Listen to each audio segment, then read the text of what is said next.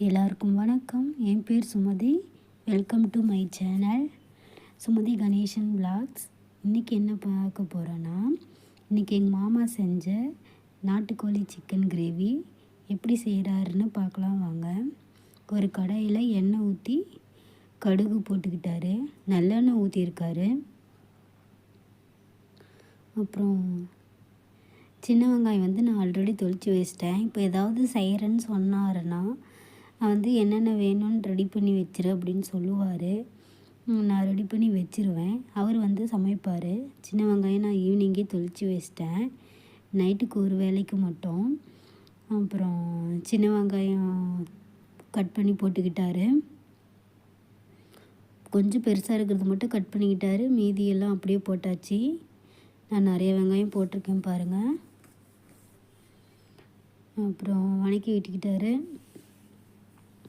வாரத்தில் ஒரு நாள் இல்லை என்றைக்காவது அவருக்கு சமைக்கணும்னு தோணுச்சுன்னா சமைப்பார். அது நான்வெஜ்ஜு மட்டும் சமைப்பார், மற்றபடியெலாம் எதுவும் சமைக்க மாட்டார். அந்த ஒரு நாளைக்கு நமக்கு கொஞ்சம் நல்லாயிருக்கும். நம்ம வேறு மாதிரி ஒரு டேஸ்ட்டில் சாப்பிட்லாம். நம்ம செய்கிறது ஒரு மாதிரி இருக்கும், அவர் செய்கிறது ஒரு மாதிரி இருக்கும். அப்புறம் கருவேப்பிலை தழை போட்டுக்கிட்டாரு, அதையும் சேர்த்து நல்லா வணக்கிக்கிட்டாங்க.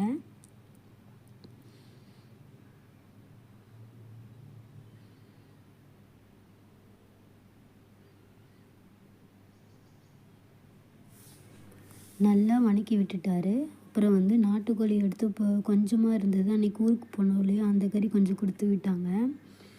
அது நல்லா வணக்கி விட்டுக்கிட்டாரு. அப்புறம் மஞ்சத்தூளும் வரமிளகாவும் மட்டும் போட்டுக்கிட்டாரு, வேறு எதுவுமே போடல. காரத்துக்கு இது மட்டும்தான். நல்லா வணக்கி விட்டுட்டாரு. அதுலேயே கொஞ்சம் தண்ணி பிரிஞ்சு வந்தது.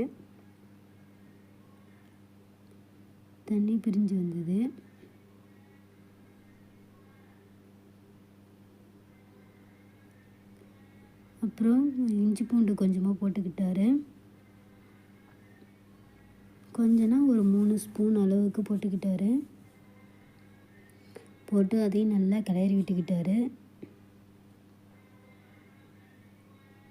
பாருங்கள், அதுலேயே தண்ணி கொஞ்சம் நிற்குது.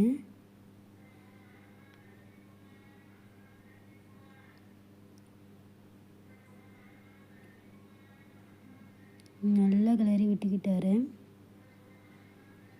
எனக்கு இந்த நாட்டுக்கோழிலாம் பிடிக்காது. நமக்கு இந்த பிராய்லர் சிக்கன் தான் பிடிக்கும். அதுவே சாப்பிட்டு பழகி அதுதான் பிடிச்சிருக்குது. எங்கள் பாப்பாவுக்கும் அப்படி தான். இது சாப்பிட்றனாவே ஒரு மாதிரி இருக்கும்.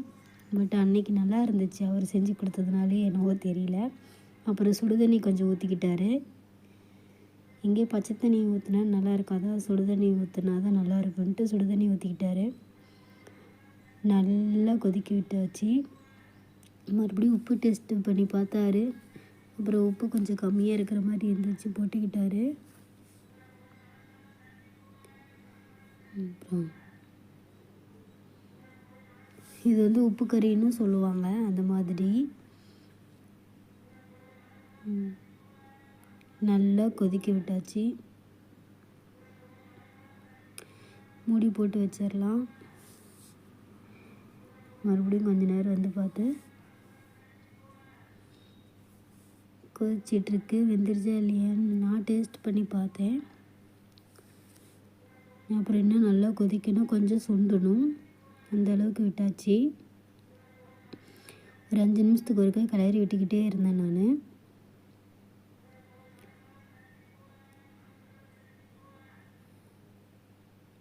ஓரளவுக்கு கொஞ்சமாக தண்ணி சுண்டி இருக்குது. இப்போ நல்லாவே சுண்டிருச்சு. ஒரு லெக் பீஸ் மட்டும் பாப்பாவுக்காக வாங்கிட்டு அதில் போட்டார் கடைசி ஒரு 5 நிமிஷத்து இருக்கும்போது. அதுவும் நல்லா வெந்துருச்சு. இப்போ பாருங்கள், கரெக்டாக கிரேவி மாதிரி வந்துருச்சு.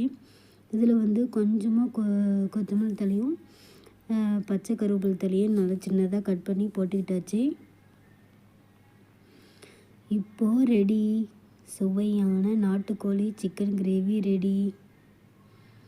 நாங்கள் இட்லிக்கு வச்சு சாப்பிட்டுக்கிட்டோம். கொஞ்சம் சூடாக இருந்துச்சு, அதனால் கையிலே பிடிக்க முடியல. எப்படி இருக்குது பாருங்கள், ரொம்ப சூப்பராக இருந்துச்சு. நீங்களும் இந்த மாதிரி ட்ரை பண்ணுங்கள், ரொம்ப நல்லாயிருக்கும். இந்த வீடியோ பிடிச்சிருந்தா எனக்கு சப்போர்ட் பண்ணுங்கள், உங்கள் ஆதரவு எனக்கு கொடுங்க. தேங்க்யூ.